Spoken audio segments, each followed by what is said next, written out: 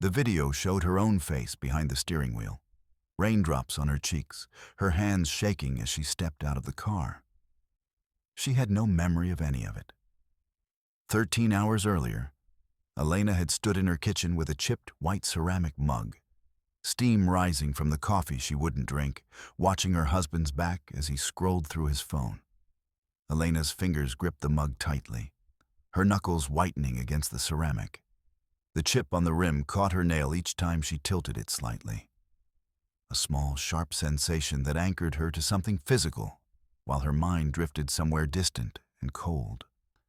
Mark sat at the glass-topped dining table, his eyes locked on his smartphone screen, the reflection of light bouncing off his rimless glasses. The rhythmic tap of his fingers against the device filled the kitchen like a mechanical heartbeat. She had woken that morning with the same dull ache that had become familiar over the past year.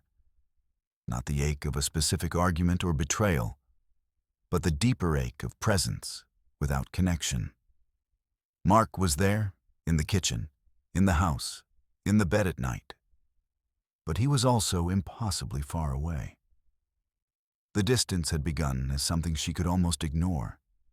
A slight chill in conversation, a glance turned away. But now it had calcified into something solid, a wall that existed between them even when they occupied the same small space. The hardwood floor was cold beneath her bare feet as she walked toward the table. Her hand rose, trembling slightly, moving toward his shoulder. She could see the dark fabric of his navy suit jacket, the careful tailoring that spoke of a man who maintained appearances even when everything else was falling apart. Her fingers hovered 3 inches from the wool, suspended in the space between reaching out and pulling back. In the end, she pulled back. She cleared her throat instead. "I was thinking of taking the kids to the park this Saturday," she said, her voice careful and bright, the way one speaks to a stranger in an elevator. "Would you like to come?" Mark continued scrolling for 3 more seconds. Elena counted them, the way she had begun counting everything in the house. The seconds of silence, the number of nights he stayed late at the office, the mornings he left before she woke. When he finally responded, his voice carried the flat tone of someone reading from a prepared script. "I have that quarterly report," he said, reaching for a white napkin and dabbing the corner of his mouth with clinical precision. "Better if I just head into the office for a few hours. Catch up." She turned away and headed toward the laundry room, her movements automatic. The gray wool trousers lay crumpled on the floor where he had left them, as he always did, assuming they would somehow find their way back to the closet. She bent down to pick them up, and that was when she felt it, the small, stiff weight in the pocket.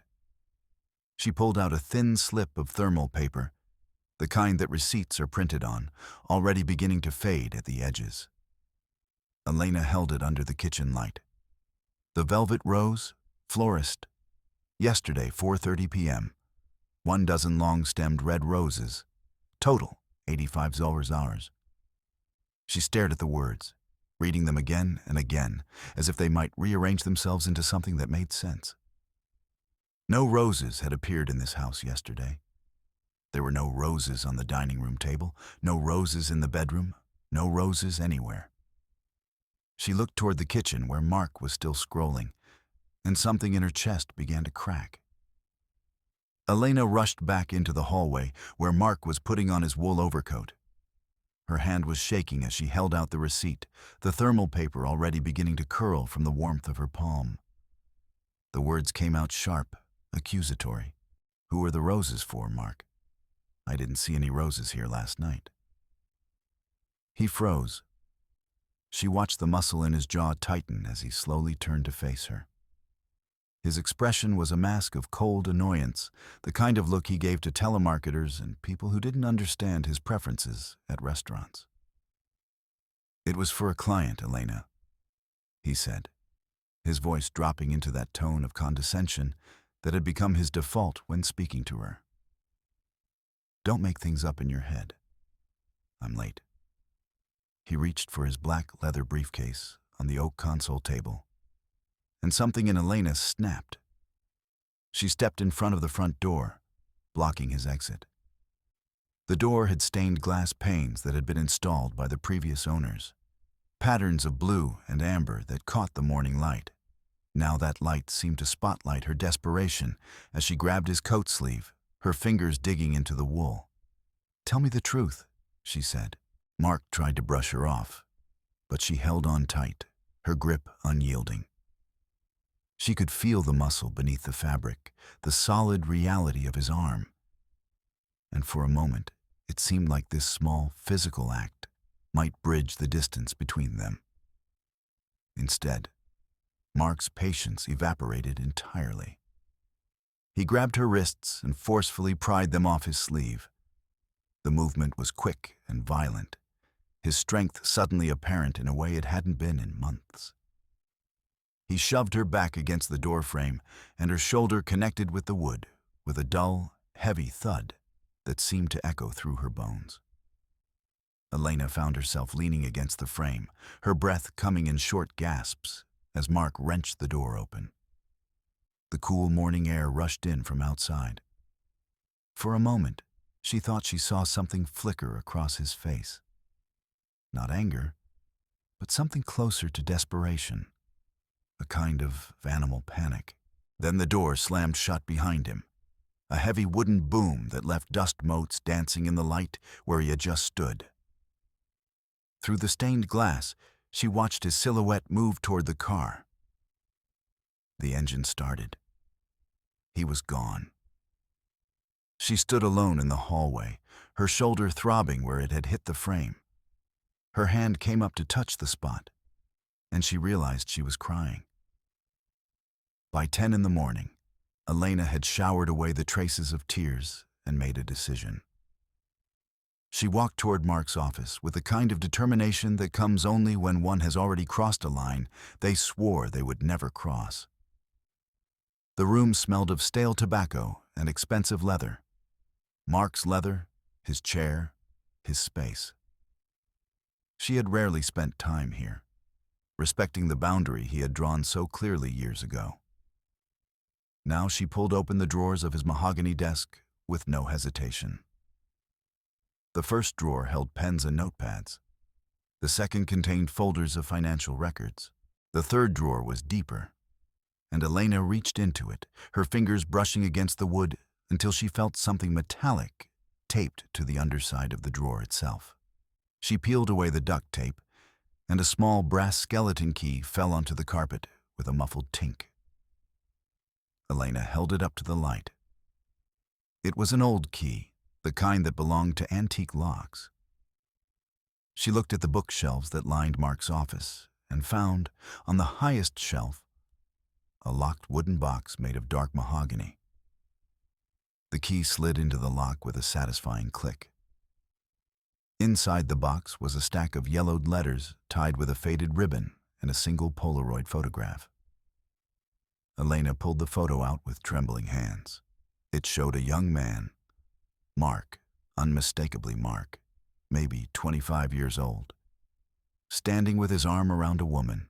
She was striking, with dark hair and a sharp jawline. But what made Elena's breath catch was something else.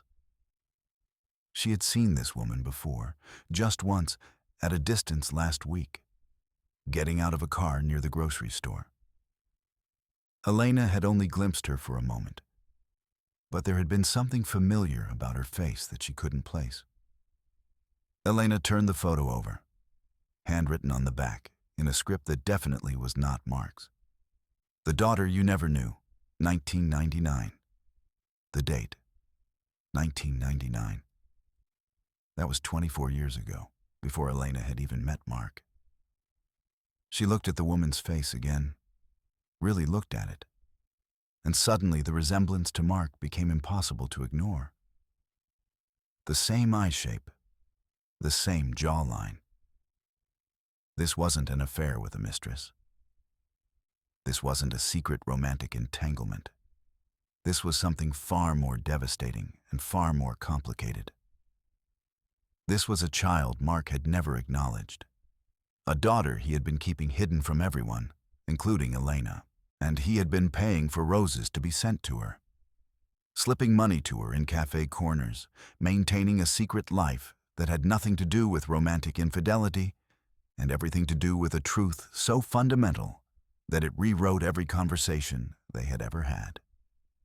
Elena sank into Mark's leather chair and held the photograph against her chest.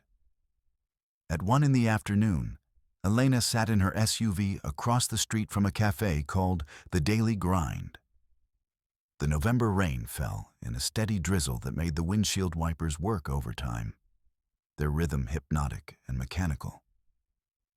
She watched Mark enter through the glass door wearing a tan trench coat, and she noticed something she hadn't noticed before. The way he looked over his shoulder before entering, as if checking to see if anyone was watching.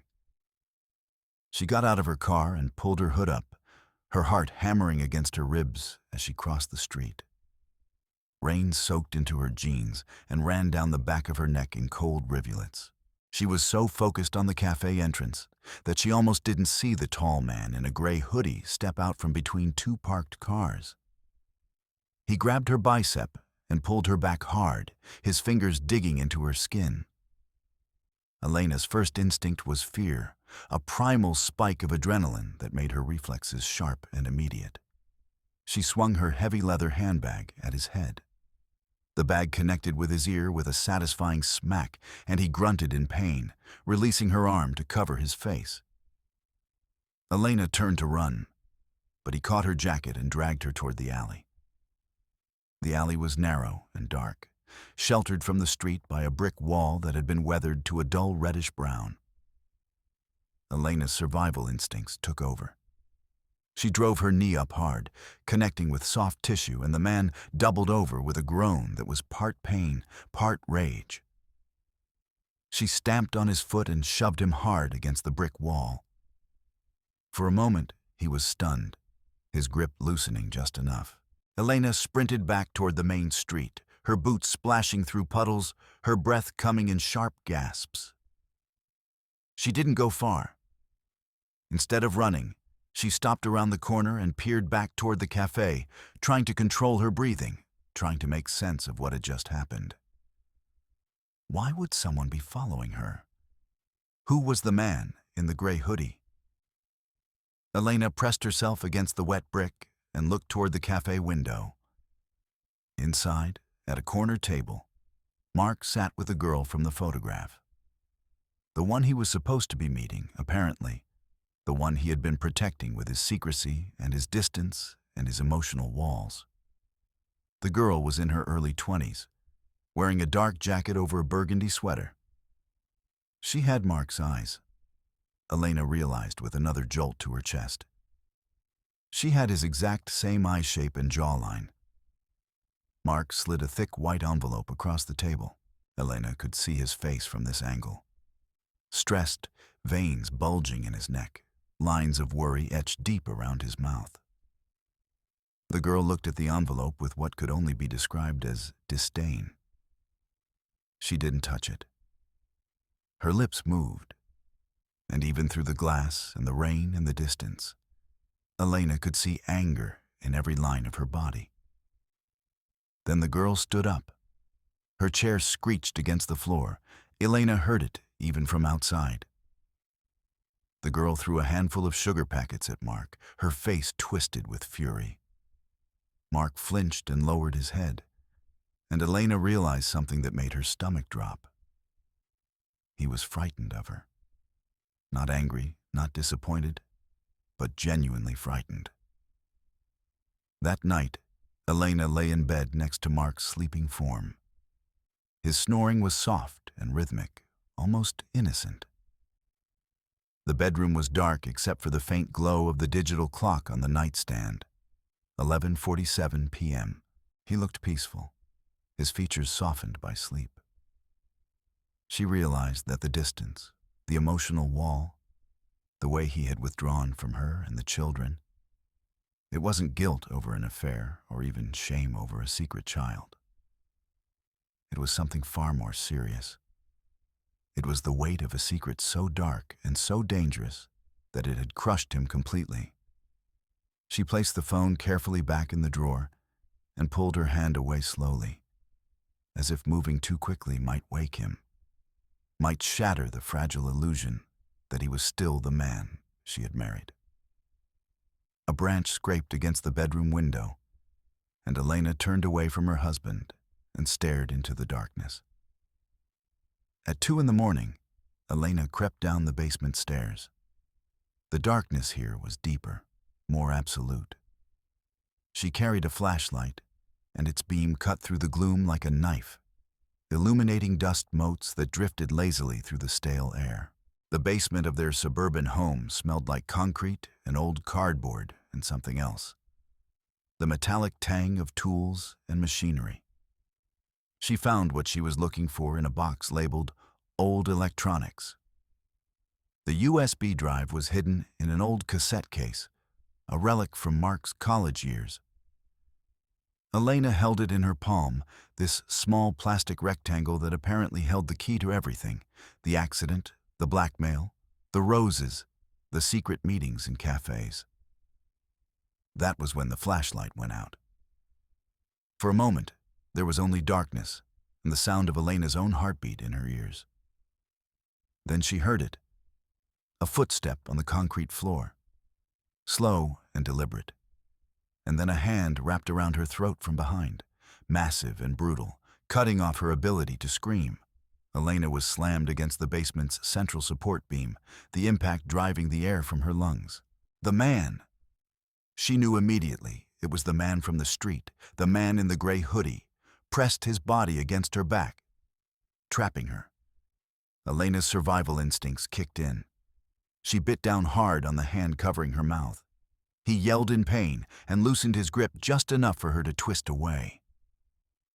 She grabbed the heavy metal flashlight and swung it blind, connecting with something solid. The man grunted, and she heard the crack of the flashlight hitting bone. "You bitch!" he roared, and then he shoved her hard. Elena flew into a pile of storage boxes, her head connecting with the concrete floor with a sharp, white-hot burst of pain. Stars exploded in her vision. Her handbag, containing the USB drive and the secret key, was ripped from her grasp. She heard the man's heavy breathing, heard his footsteps retreating toward the stairs, heard the basement door slam with a finality that left her alone in the dark. Bleeding from a cut on her temple, unable to move, Elena stumbled back into the bedroom, clutching her bleeding head.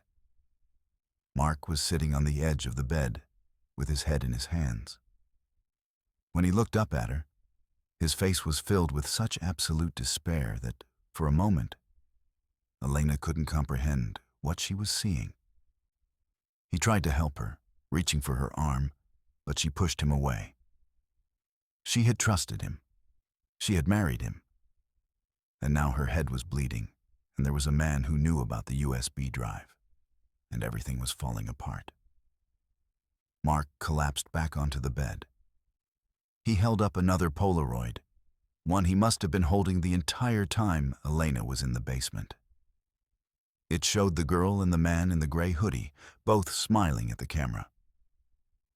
"She's not my daughter, Elena," Mark said, his voice hollow and defeated, each word seeming to cost him something essential.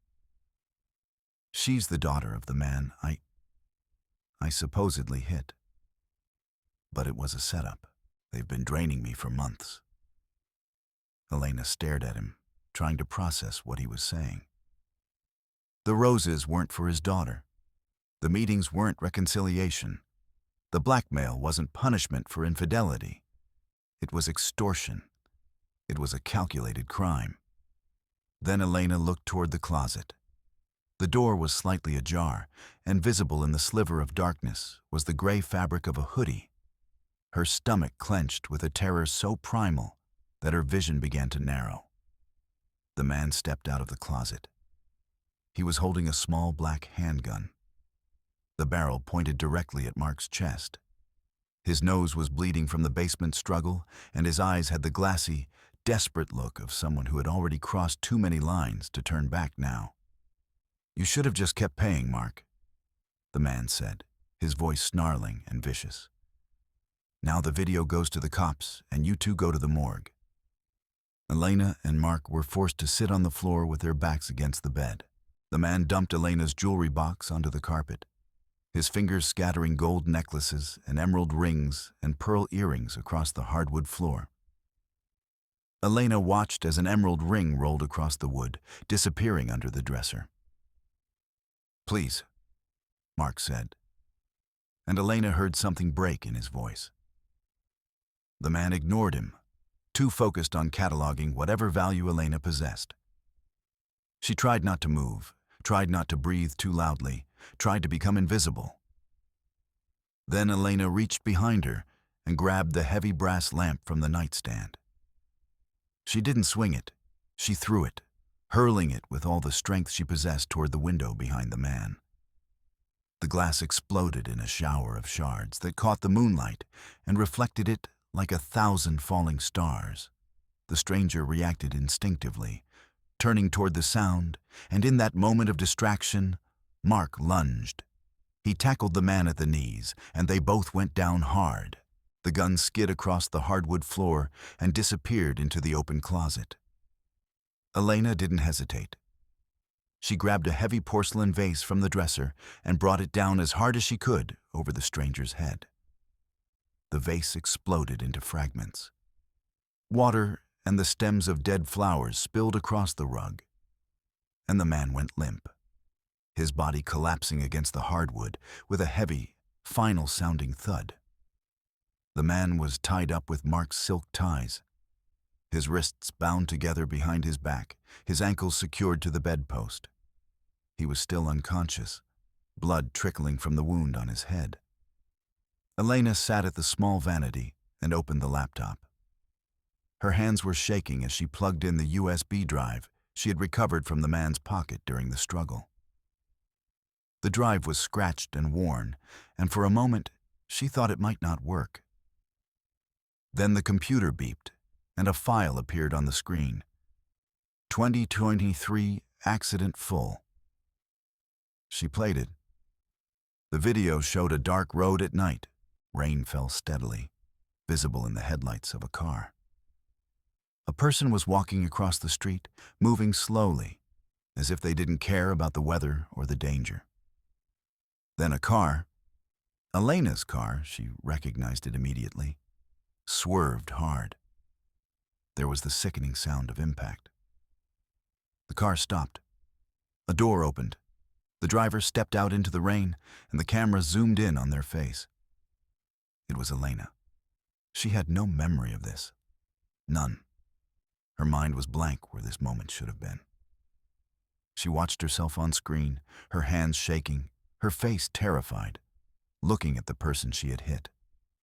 She watched herself get back into the car and drive away.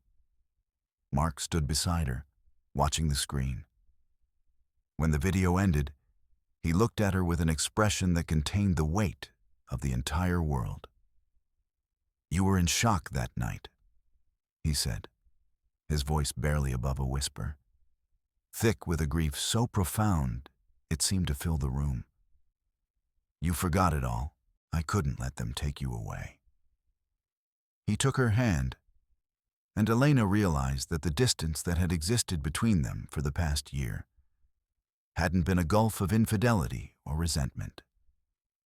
It had been the wall of a man, protecting the woman he loved from a truth that would destroy everything. Through the open window, they could hear sirens approaching. Red and blue lights began to flash across the bedroom walls. At 6 a.m, the police were gone. The house was quiet in a way it had never been quiet before. The kind of quiet that belongs only to places where fundamental truths have been revealed. Elena and Mark sat at the kitchen table, the same table where they had begun that morning a lifetime ago. They were holding hands over a cold cup of coffee. The coffee had been hot once, steaming and full of possibility.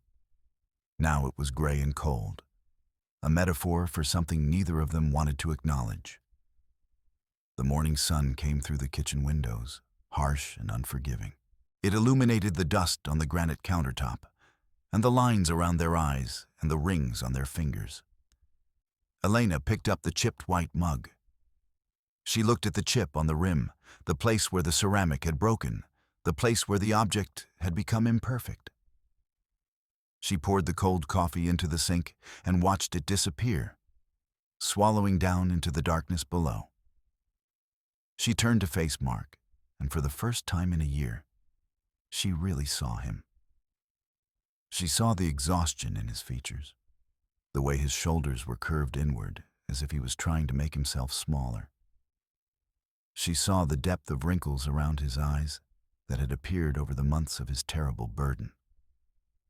She saw a man who had sacrificed everything to protect someone he loved, and she saw a woman who had nearly destroyed everything because she couldn't bear not to know. Outside the kitchen window, the world continued on. The sun rose higher in the sky. The birds sang their morning songs. The day began like any other day, ordinary and indifferent to the fact that everything had changed.